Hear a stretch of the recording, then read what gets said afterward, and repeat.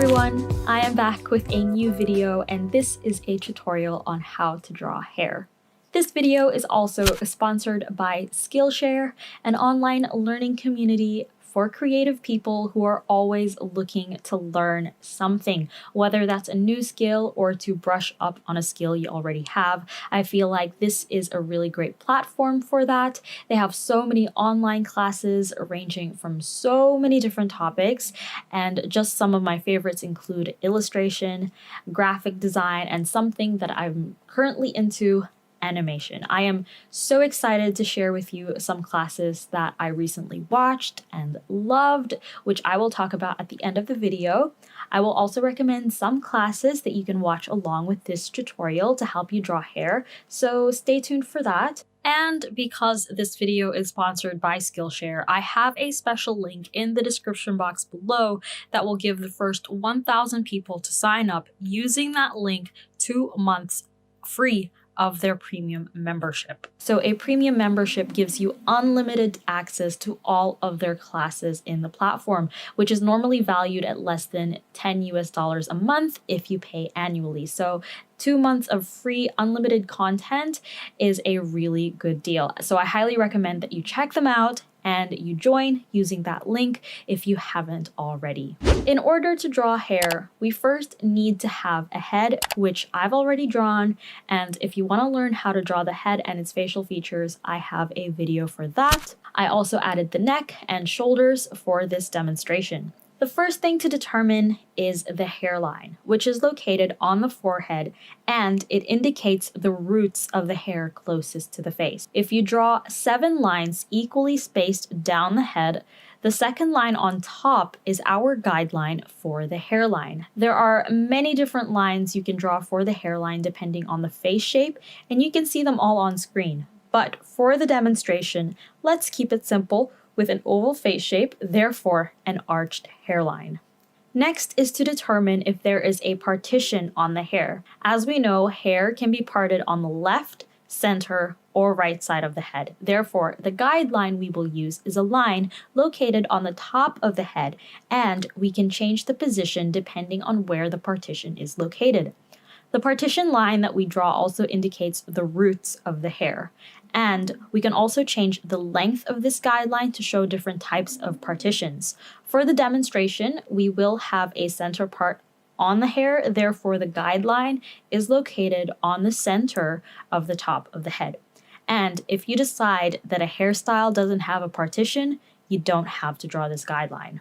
Next is to determine if there is a hair accessory or anything that's gathering or pulling hair strands together. For example, if hair is tied in a ponytail, this means that hair strands gather to a point where the hair tie is located. So we add a guideline, which I will call the gather point. This is located anywhere where there is hair. And we can change the position and length of this guideline depending on the hair accessory.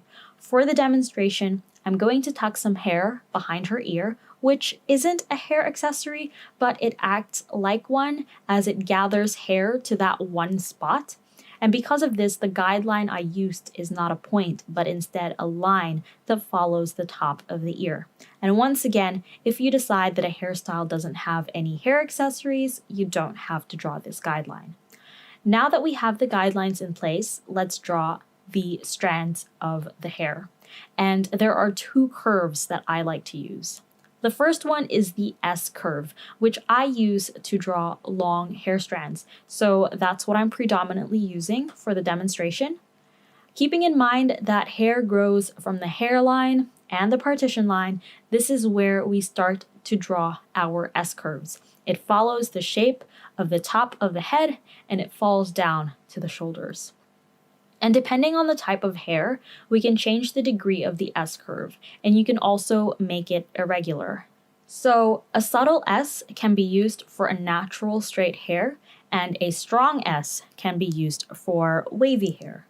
You can also repeat the number of S curves in that strand to create curly hair or kinky hair. So if you draw these curves repeatedly side by side, you get something that vaguely resembles hair. That's pretty much the idea of hair strands. However, I personally don't like to draw every single strand of hair. Rather, I like to think of hair in bunches or in bulk. In order to draw that, let's take our single strand of hair and draw a similar looking strand next to it, but draw it on an angle. This way, the lines meet at one point and we get a pointed end. Another way is to draw the letter S starting from the top tip of the strand and making sure they meet again at the bottom tip. Now, let's draw a letter S again, starting from the top tip, but this time it doesn't meet at the bottom tip. And if we draw a horizontal line at the bottom, we get a flat end. Basically, we've just done 4 different ways to draw bunched up strands of hair. And that's what I'm using for the demonstration. To give it a layered look, some hair strands are shorter than others. I also make sure to vary the S-curves that I draw so it looks a bit natural. And sometimes I change the direction of the hair to create some flyaways, and it just adds movement to the hair. I also like to vary the line thickness, where a thicker line is used to indicate a bulk of hair and thinner lines are used for detail. This is where the second curve comes in handy. This is the C curve, which I use to draw short hair strands as well as details for the hair. Similar to the S curve, we can once again change the degree of the curve so it almost looks like a straight line, and you can make it as irregular as you want, depending on which part of the hair you're drawing. For the details of the hair, because the hair isn't as wavy, the curve I'm using is a very subtle curve. I will also be using this for the part of the hair coming down from the partition line to the ear, where I've drawn a gather line. As you can see, the hair starts from the partition line and every single strand meets at the gather line. The idea behind this is that the hair is being pulled from the root to behind the ear, and the hair falls back down to the neck and the shoulders. I then continue to draw the rest of the hair, as well as add some details that I feel are necessary, but that pretty much explains the foundations of hair. You can use these guidelines and curves to create a variety of hair types and styles, allowing you to experiment and use this as a starting point to stylize and create different characters. As you can see on screen, the guidelines can move around and change to your discretion. You can create short hair, long hair, hair that's tied up, or hair that's kept down, braids and updos. The basics are there. And now it's up to you on what you want to create with it. And as I mentioned before, I've included some resources from Skillshare down below, which I believe are really helpful when drawing hair.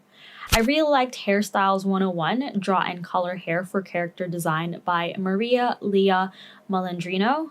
I think that would be a great follow-up video to this, as she talks about how to draw hair for different characters and personalities.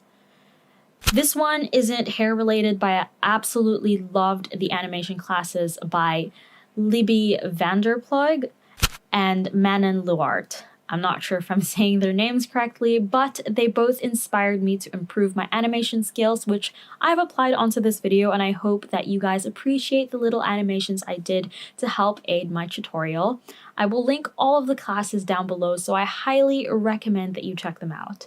A few final tips are to, of course, practice and don't be afraid to use reference photos. I think it'll be very helpful to see a reference image and identify where the hairline is, the partition line is, and if there are any gather points or gather lines on the hairstyle. I think this will help a great deal when it comes to tackling hair, which can be as simple or as complicated as you want it to be. And that is it for this video. I hope that you found it helpful. If you did, please give it a thumbs up, share, and let me know your thoughts on this tutorial. I would greatly appreciate your feedback and take it on board for my future tutorials. If you follow this tutorial, tag me on social media as well. I would love to see it. And don't forget to subscribe for more videos and push that notification button to know when I upload. Thank you so much for watching, and I hope to see you in my next one.